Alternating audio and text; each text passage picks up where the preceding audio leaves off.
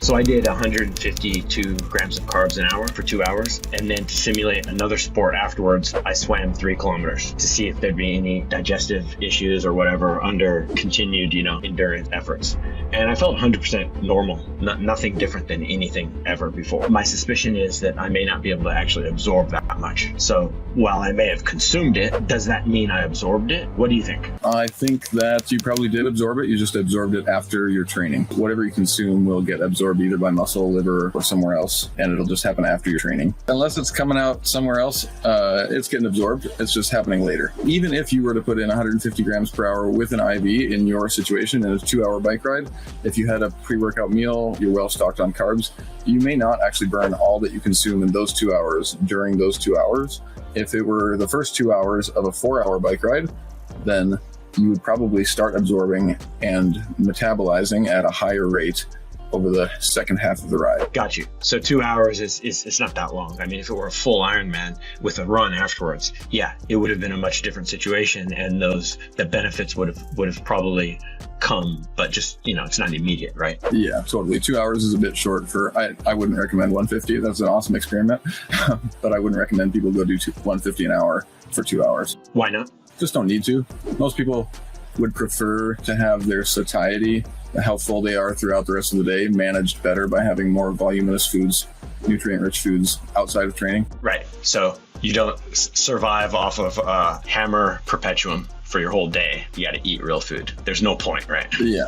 Unless you're doing a 24-hour event, and then you can survive off sugar. So I guess I was under the somewhat flawed logic that, more is better. Let me see how much I can take, and let me see how far I can push it, and let me see what happens. The really important thing isn't necessarily to match race intensity, but to match race duration when you're doing testing. You can't go do an Ironman duration in training all the time, but going longer and really getting out beyond 4 hours is super important if you're going to do any nutrition testing, hydration testing, that sort of thing. Right, because you're saying it takes time to metabolize and for those for whatever you consume to start acting. You'll end up depleting glycogen over the course of the training session, and when you deplete glycogen, your blood sugar will start to drift down for the same carbohydrate intake rate, so it becomes more effective and useful later in the exercise bout. One of the things I was just reading was an article by Dr. Podlegar, who basically found that blood sugar was starting to drift down and exogenous carbohydrate oxidation was drifting up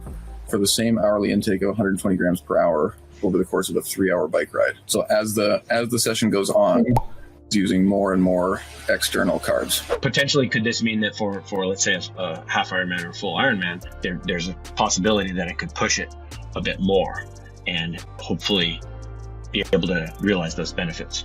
Yeah, totally. 100% yes.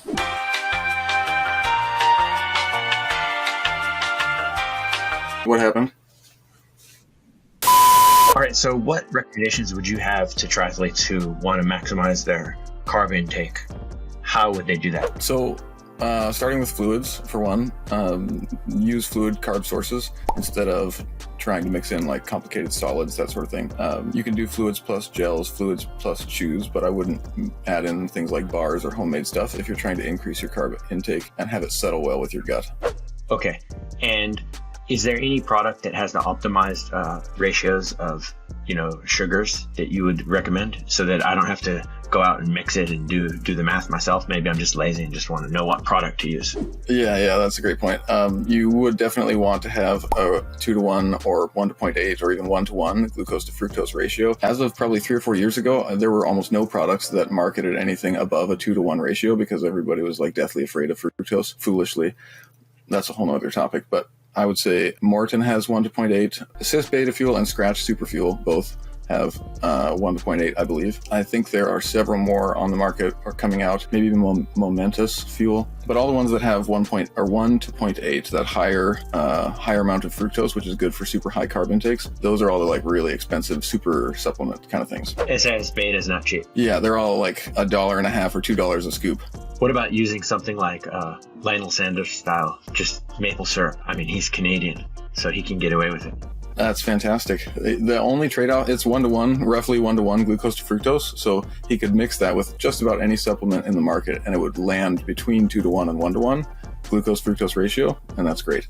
The only trade-off is there might be like a little bit of extra stuff in maple syrup, like the stuff that makes it taste like maple. I think that's a pretty good intro, I guess, to carbs and trying to max out your carbs on the bike at least. And the differences between what it means to do so under a 2-hour effort, which is what I did, which is kind of meaningless, versus like you're saying, like 3, 4, 5 hours and really testing it and really seeing where, once those carbs start metabolizing and absorbing or not absorbing, if anything's going to come out either end, if it's going to work for you or not. I should clarify that the utility of it won't be there at 2 hours, and you won't be able to test that or not.